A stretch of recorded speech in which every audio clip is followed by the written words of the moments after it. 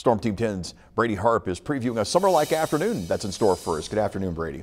Hey, good afternoon. Yeah, warm. We're in the lower 70s now, upper 60s just to the south of Sullivan, 69, 71 in Brazil. Temperatures are in a higher than normal place already.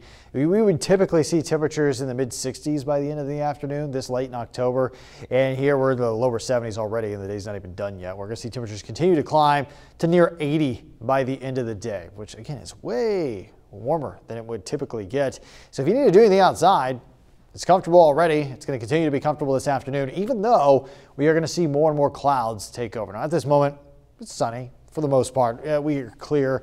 But down to the south here, you can see where clouds are starting to move in. And off and on clouds are going to try to take over the next couple of hours with more substantial, mostly cloudy skies, maybe even overcast, dreary conditions by sunset. So it's going to get progressively cloudier, and this is ahead of a chance of rain over